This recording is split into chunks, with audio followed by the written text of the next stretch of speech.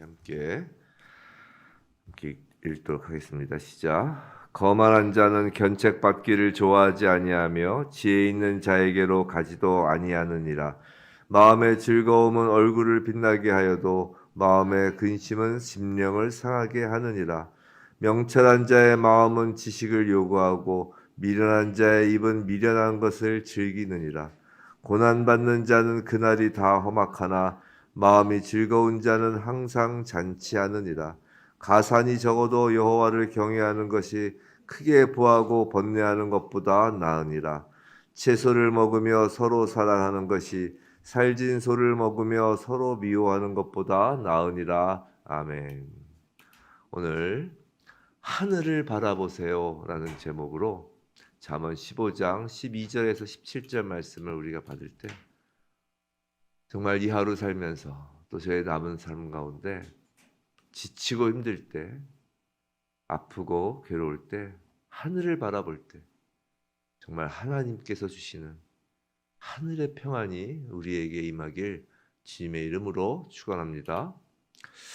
제가 예전에 어떤 의사로부터 들은 말인데 위중한 질병이든 그러니까 질병의 그 깊이가 크든 아니면 가벼운 질병이든 가벼운 감기든 여하튼 현대 의학에서 알고 있는 모든 질병의 그 90% 이상이 그 근본적인 원인이 스트레스라고 하는 것입니다. 예를 들어서 감기만 해도 바이러스죠. 바이러스인데 우리 몸의 면역력이 세다면 그 바이러스를 물리칠 수 있는 거잖아요. 그 면역력을 떨어뜨리는 게 그것도 스트레스 때문이라는 것이에요. 그렇기 때문에 외부에서 어떤 질병이 들어오든 균이 들어오든 아니면 내 안에서 어떤 나쁜 세포가 생기든 그 모든 것의 근본 원인은 스트레스다라고 이야기를 하는 걸 들었어요. 즉 만병의 근원이 이 마음에 있다는 것입니다. 마음에. 근데 정말 그런 것 같아요. 마음이 심히 괴로우면 병이 몸 구석구석에 생깁니다. 스트레스가 심하면요. 밥을 아무리 먹어도 살이 쫙쫙 빠지는 경우가 있고요. 또 반대로 스트레스가 심하면 밥을 별로 먹는 것도 없는데 살이 팍팍 찌는 경우도 있어요. 여하튼 이 스트레스, 이 마음의 병이 우리의 실제 몸의 병까지 이어지는 것입니다. 우리가 아무리 얼굴을 밝게 꾸며도 겉으로 밝은 척해도 금방 너 무슨 일 있어? 하고 사람들이 알아보죠. 얼굴에 드러나는 것입니다.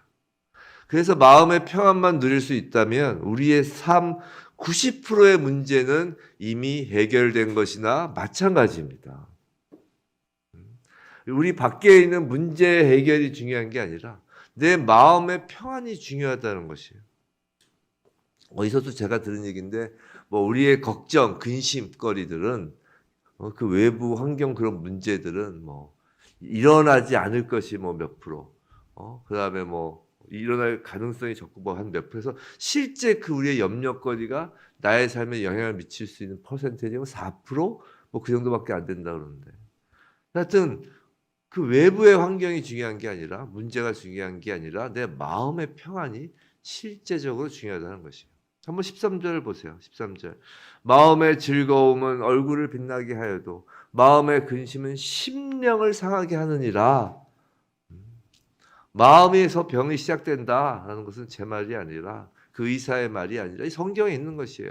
마음의 근심은 심령을 상하게 한다는 것이에요. 마음의 상태가 삶에 지대한 영향을 미친다는 것입니다. 이 특별히 후반부에 그 마음의 근심은 심령을 상하게 하느니라 해서 이 심령이 히브리어로는 루아흐입니다. 이제 우리 아침 예배를 들으시는 분들은 루아흐 하면은 뭔지 아시죠? 루아흐는 영이에요. 영, 성령 할 때 이렇게 루아흐죠. 영이에요. 즉 우리 생명의 근원이 되는 그 영을 상하게 한다는 거예요. 영을. 이 루아흐를 상하게 한다는 것은 하나님과의 교통을 막아버린다는 것이에요. 성령님과의 교통을 막아버린다는 거예요. 성도 여러분, 마음의 근심은 단순히 근심으로 그치는 것이 아니라 성령님과의 우리의 그 교통함을 가로막는 무서운 원인이 된다는 것이에요. 그러니까 예수님도 염려하지 말라. 정말 근심하지 말라. 너희가 무엇을 먹을까, 무엇을 입을까, 뭐 염려하지 말라. 그런 것들 이방인들이 구하는 거다. 그렇게 하신 이유가 단순히 너희가 먼저 그의 나라와 그의 의를 구하면 그런 것들 다 하나님께서 채워주신다. 하나님께서 채워주신다가 뭐예요? 결국 성령님 안에서 성령님과의 교통함으로 하늘의 풍요로움이 다 너희 것이야 라는 그 말씀이에요. 근데 마음에 근심, 염려를 가득 차면 그 하늘의 풍요로움을 누릴 수 있는 그 통로가 막혀버린다라는 것입니다. 성도 여러분, 혹시 지금 마음으로 매우 괴로운 일이 있으십니까? 그런 환경이 있습니까? 눈에 보이는 것들이 너무 암담합니까?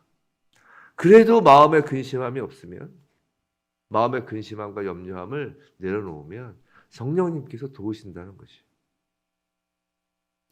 하나님께서 원하시는 삶을 살기 위해서 가장 먼저 해야 할 일은 그런 마음의 평안, 바른 마음을 갖는 것입니다. 지혜로서 마음을 다스리며, 그럼 어떻게 마음을 평안하게 할 수 있느냐? 우리가 평안해야지 한다고 평안해지는 게 아니라고요. 제가 자주 말씀드리죠. 기독교 신앙은 이 자기 수련이 아니에요. 돛 닦는 게 아니라고요. 가부 자세 들고선. 가끔 기도하는 경우에도 자꾸만 돛 닦으려고 하시는 분들 계시는데, 그래서 자꾸 산에 올라가셔서, 저도 옛날에 산기도 많이 했는데, 산기도 나쁘다는 건 아닌데 산에 올라가서 하나님을 찾는 거죠. 조금이라도 더 높은 곳에 올라가서 하늘에 가까이 가려고 산에 올라가는 거지. 근데 거기서 돛 닦는 게 아닙니다. 가부 자세에서. 우리의 마음은 이 지혜로서 마음을 다스리는 거예요. 즉 하나님의 말씀으로, 즉 하나님께서 공급하시는 것으로 마음을 다스리는 것입니다. 그리하여 마음을 즐겁고 평안하게 만들어 주시는 거예요. 말씀으로, 지혜로. 그때 우리의 행복을 구현할 수 있는 것이에요. 그것뿐만이 아니라 하나님이 원하시는 보다 가치 있는 삶을 살 수 있는 것이라고요. 바로 하늘의 풍요로움에 걸맞는 삶을 살 수 있는 것이에요. 그게 먼저 그의 나라와 그의 의를 구하는 것입니다. 그의 나라와 그의 의를 구한다 하니까 그냥 교회 봉사하라, 사역해라, 이게 아니에요. 하나님의 일이 무엇입니까? 라고 하니까 예수님께서 뭐라고 그러셨어요? 예수를 믿는 거라고 그랬잖아요. 예수를 믿는 거. 즉 하나님을 사랑하는 거예요. 사랑하는 거. 오늘 본문은 바로 그 마음의 평안, 하나님께서 주시는 마음의 평안에 관한 솔로몬의 교훈, 지혜입니다.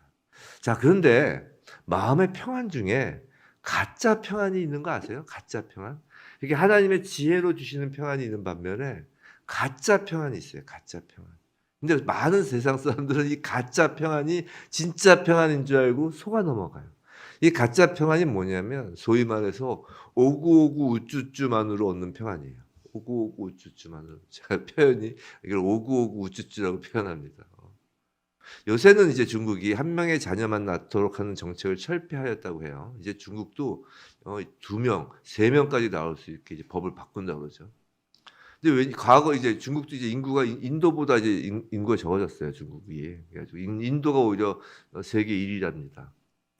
여하튼, 근데 과거에 그리 먼 옛날도 아니죠. 그 과거에 법적으로 중국은 한 명의 자녀만 허용하였던 그 시기가 있었어요. 다 아실 거예요. 그 시대에 태어난 아이들을 뭐라고 불렀는지 아세요? 그 아이들을 소황제라고 부르는 것을 아마 들어보셨을 거예요. 소황제.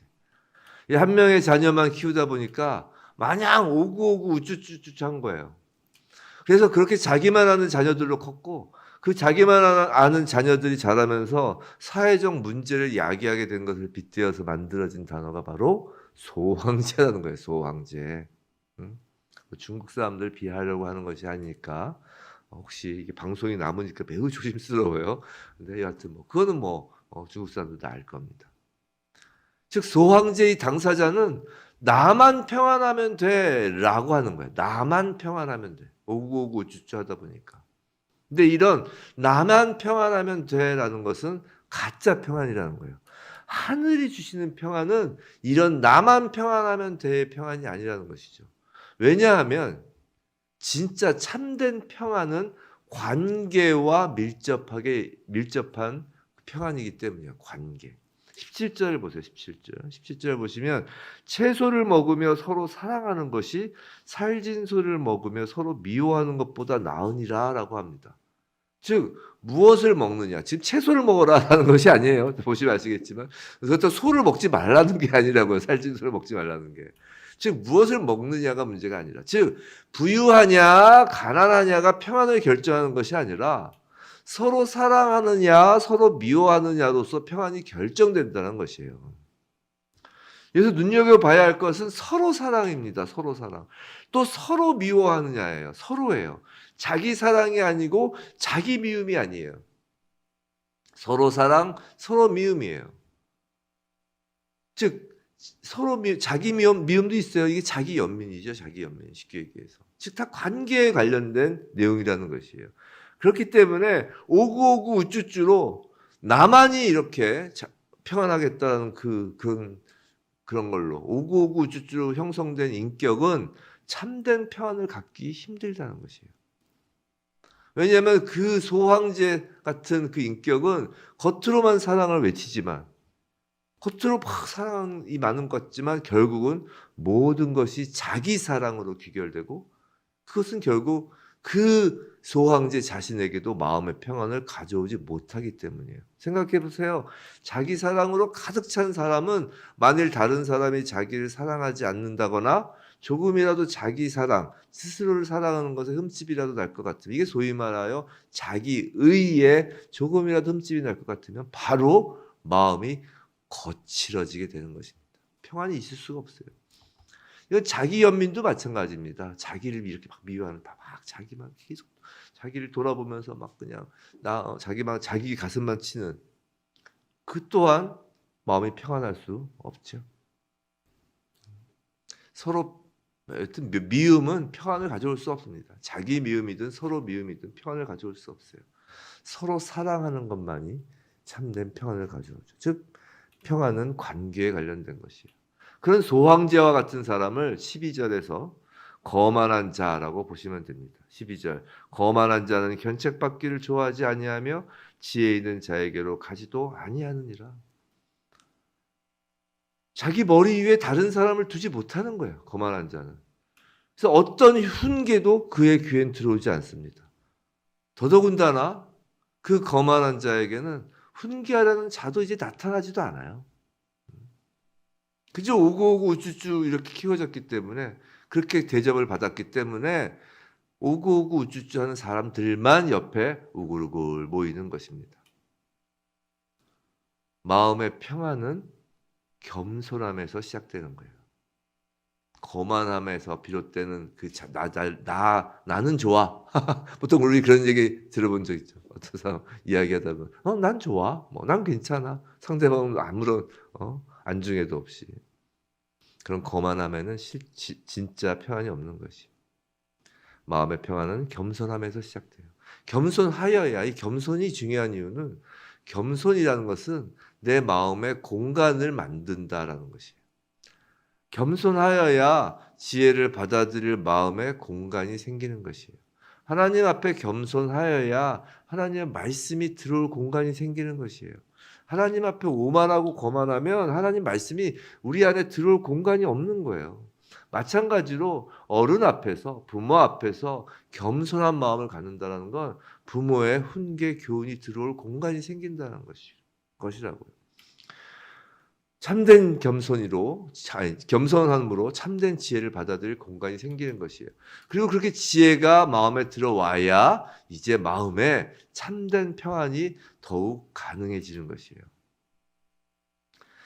마음이 겸손해서 지혜가 들어와서 마음이 평안해지고 마음이 평안해지면 또 겸손해져서 지혜가 들어오고 이게 지혜의 어떤 방향성입니다.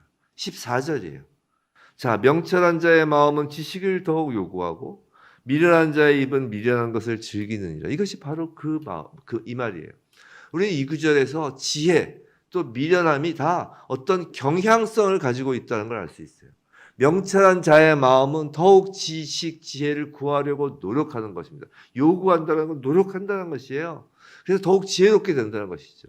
우리가 겸손하여 마음이 공간이 생기면 그것을 채우려고 지식, 지혜를 더욱 구하는 것입니다. 또 채워지는 것이에요. 근데 미련한 자는 미련한 것을 더욱 즐겨서 더욱 미련하게 된다는 것이요.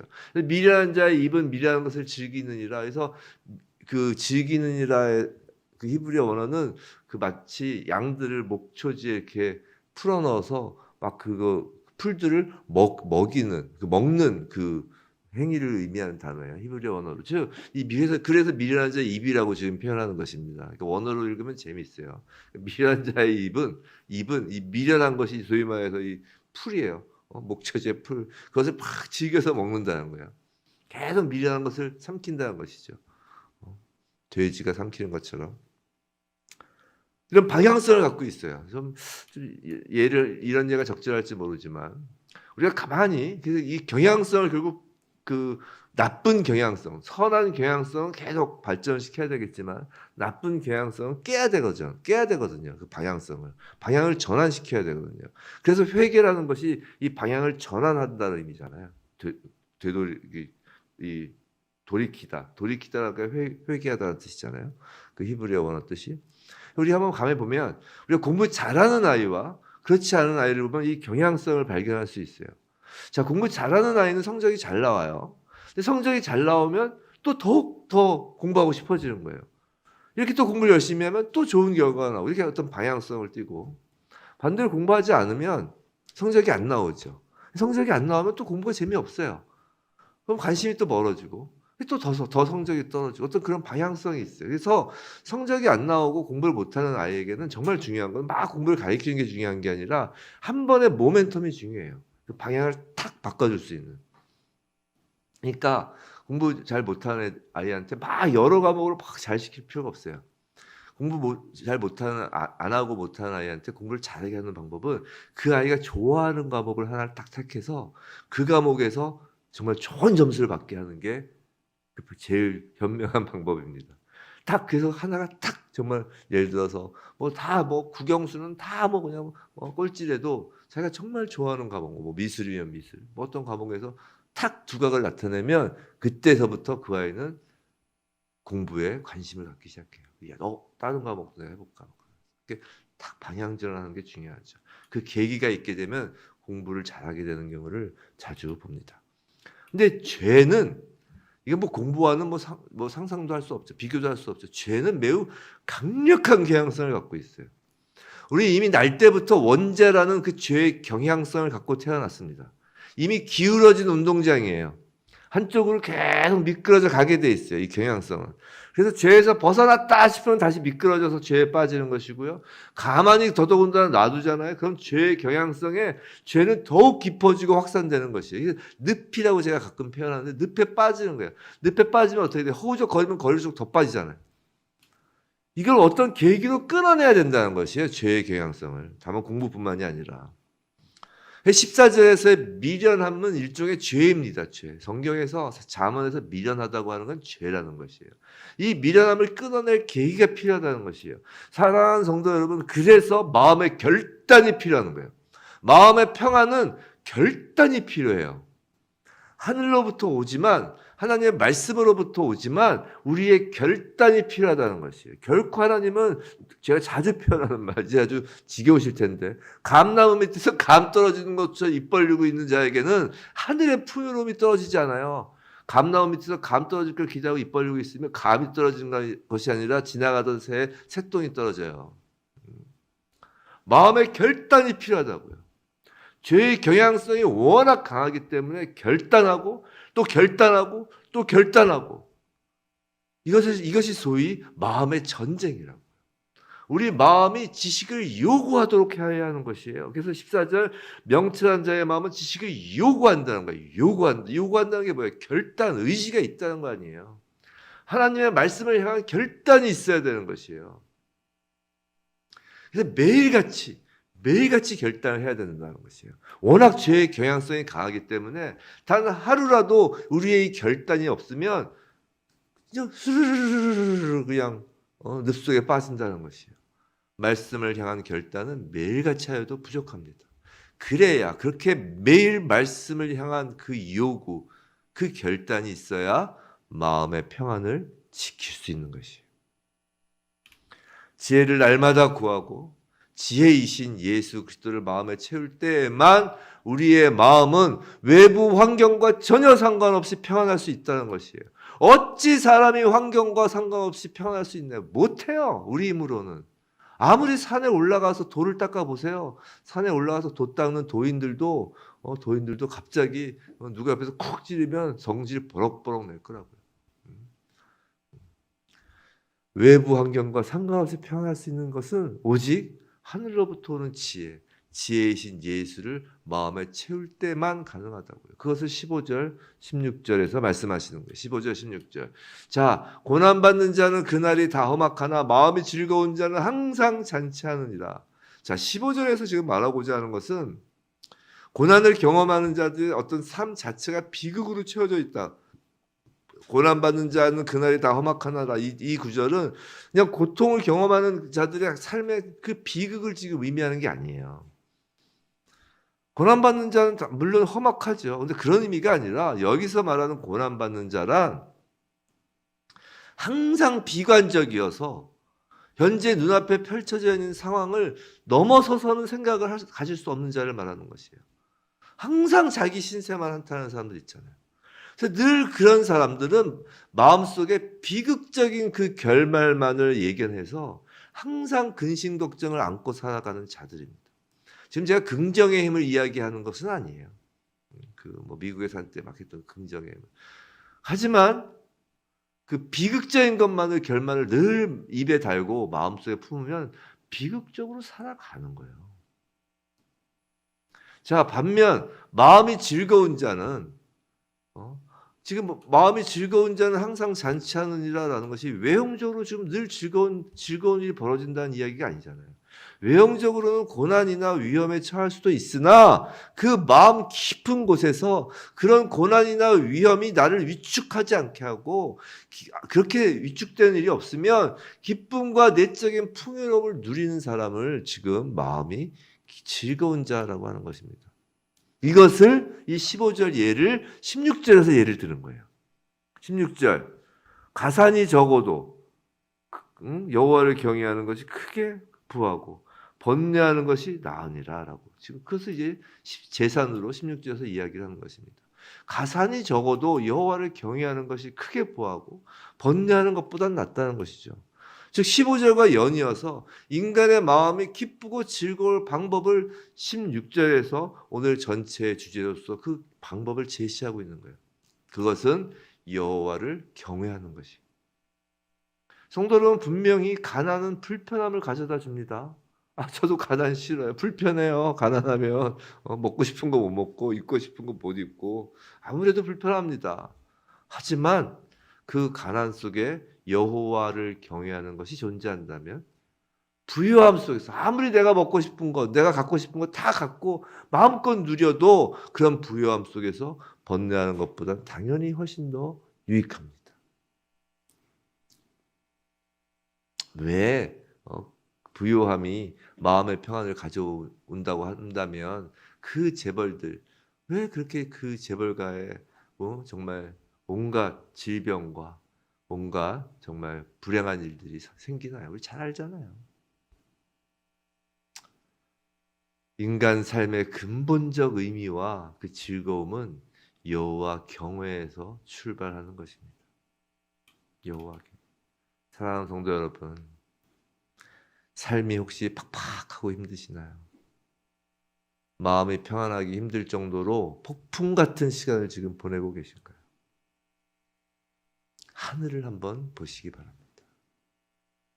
사실 우리가 도시 속에서 살면서 얼마나 자주 하늘을 보나요? 하늘을 보시기 바랍니다. 도시에서는 밤하늘에 별이 잘 안 보인다고 하죠. 물론 공기가 안 좋고 매연 때문에 그리고 도시의 네온 사인 때문에 별이 안 보이는 걸 수 있지만 저는 그렇게 생각합니다. 하도 사람들이 밤하늘의 별을 보려고도 안 하니까 별이 자신의 빛을 감추고 있는 거라고요. 하늘을 바라보세요. 그리고 우리가 땅으로부터 하늘로 올라가는 그런 방향성이 아니라 하늘로부터 땅으로 내려오는 방향성으로 우리의 마음을 두시길 바랍니다. 무슨 말이냐면 하늘에서 우리를 내려보시는 그 하나님의 시선을 바라보라는 것이에요. 하나님의 그 시선에서 지금 우리의 생각과 감정과 의지를 지금 하나님께서 내려보는 것으로 시작하는 거예요. 하늘을 바라보세요. 우리 하나님 아버지가 위에서 보고 계십니다. 다 아십니다. 하나님이 우리 아버지시잖아요. 그것으로 평안은 시작되는 것이, 그것으로 우리의 마음을 채우는 것입니다. 육신의 건강도 영혼의 강건함도 그 하늘로부터 시작되는 것임을 명심하시기 바랍니다. 부디 하나님을 경외함으로 마음의 참된 평안을 누리며 그 평안으로 우리의 영, 혼, 육이 강건해지는 그런 모두이길 주님의 이름으로 축원합니다.